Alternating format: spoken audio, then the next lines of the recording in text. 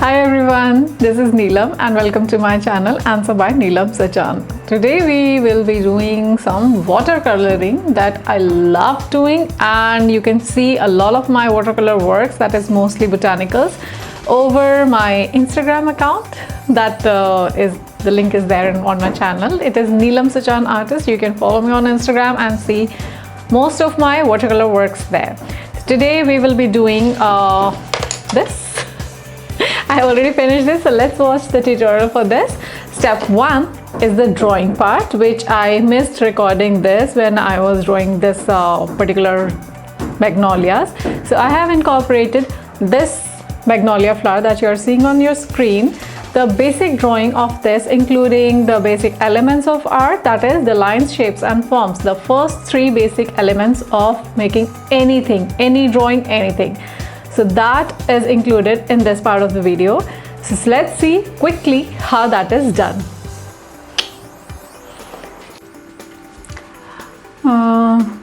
In the previous section we saw that we were to make the magnolia flowers, and to make any flower, magnolia or any other object, you have to know the basic principles of drawing and coloring.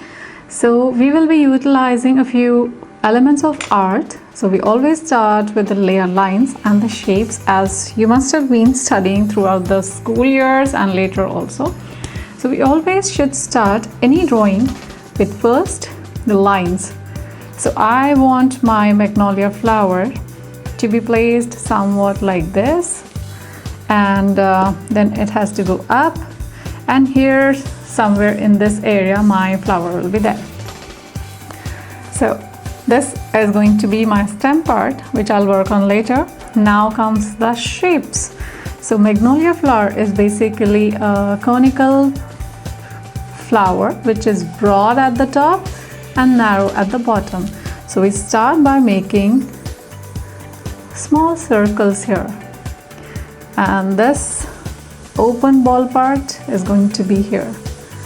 So we have the bigger part here, the smaller part, so that it gives the shape of this lovely flower later, which we will add. So always start your drawing like that and keep your eraser handy. So this flower we are going to work further on. Now we have our shape of this flower. So we will start constructing the petals. So any petal that comes here will overlap this part separately and then spread out here separately. So we are getting the shape here. So the flower that I am making today is on your screen right now. So we are making the first petal, which is here, and it comes right till this point, and then it overlaps the complete lower ball of the flower.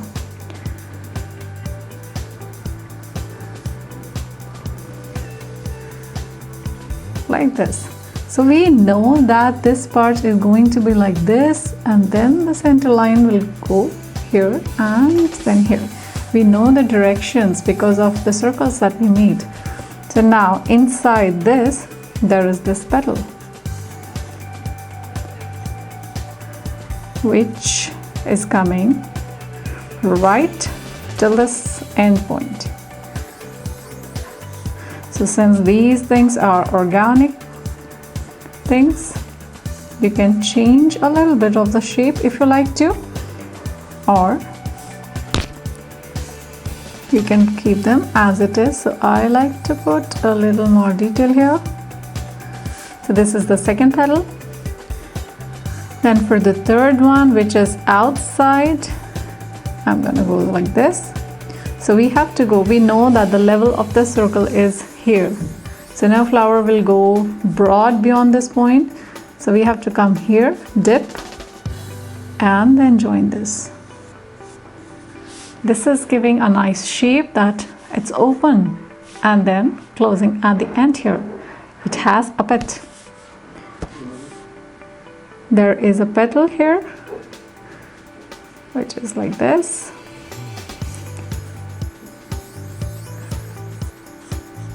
And this will be at the end of this circle. So we're going like this, and then it has to come inside, come here.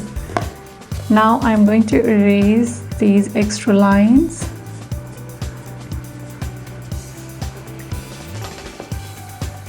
Of the circles so that you can see it better. The flower is coming into shape.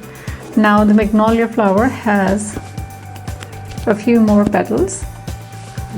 Now this part is definitely going to be like connected at the back, and then it has one more petal which is here, and you can go at the top and then connect it here. So we can see the back of all the petals. So this part is going to be darker. The coloring part we will see later. I feel that this should be a little more curved here. So I'm going to erase the outer line.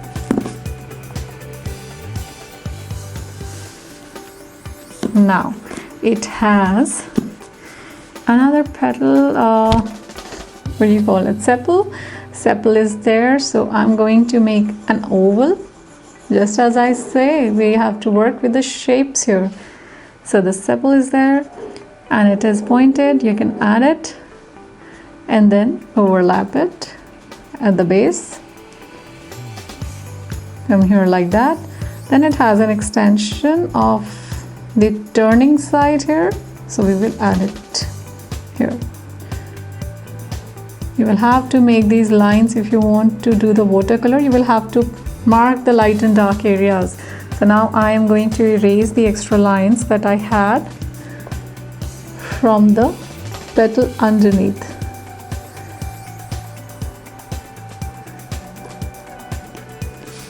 Like this. So here this part is going to be darker and darker.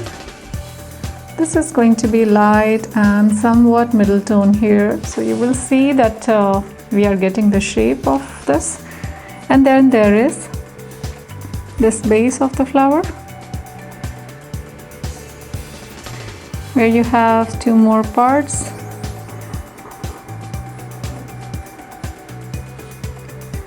Which are like the green extensions here, so they join here. Then you have a cup, the base here.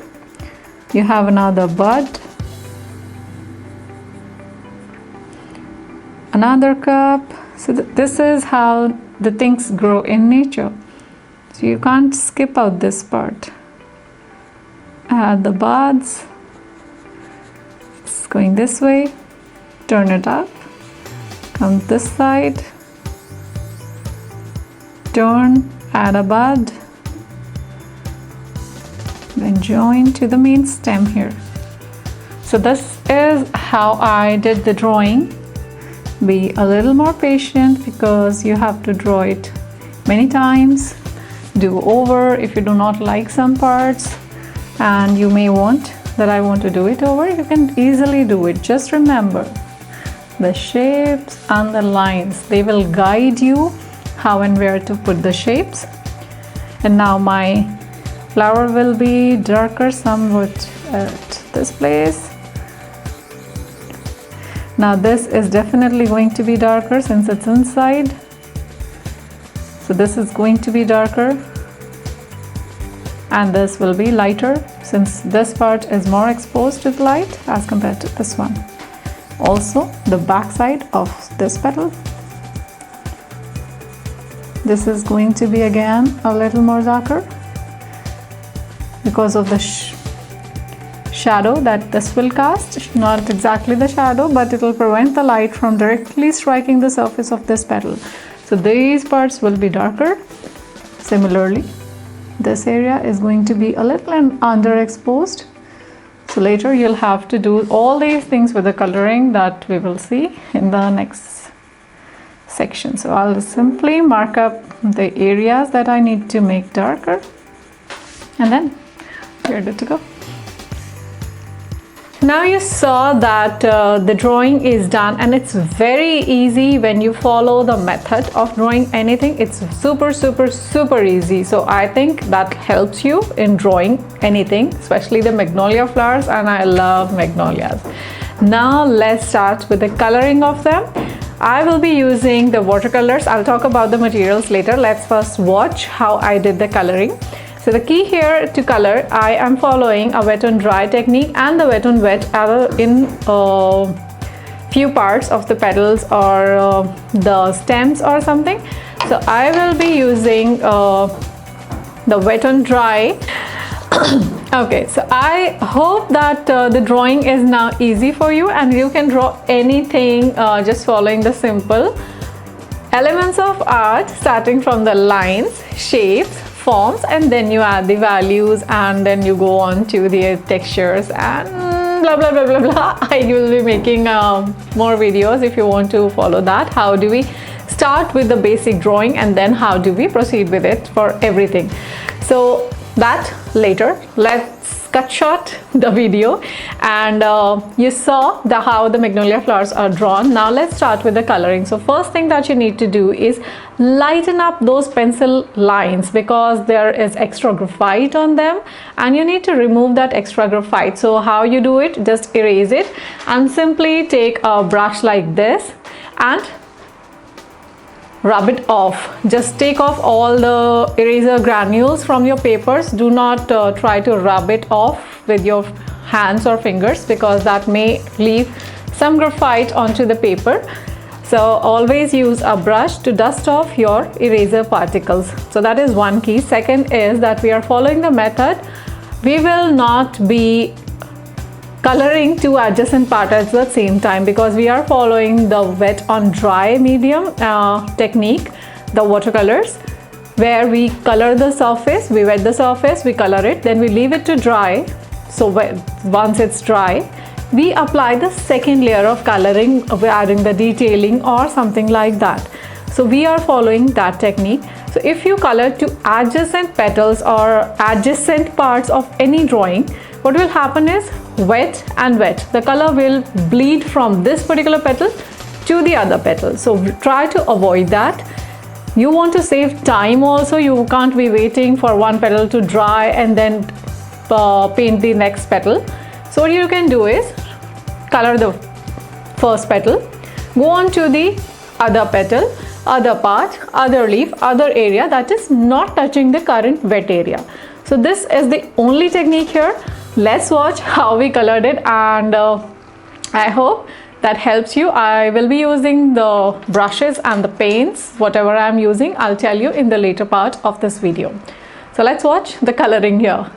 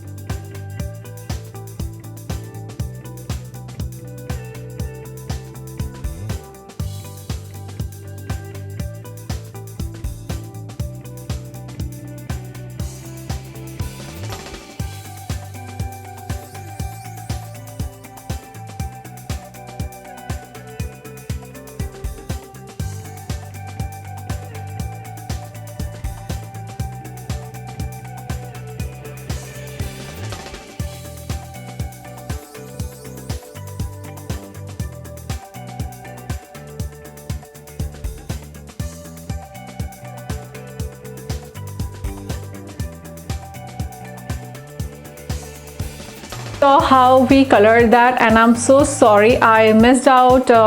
Something happened to my camera while I was recording the background coloring. So this is how it turned out. The image, the final image is there on my Instagram account, and you can add more detail. The amount of time you spend on any drawing or any painting especially will add to the finesse and depth of it.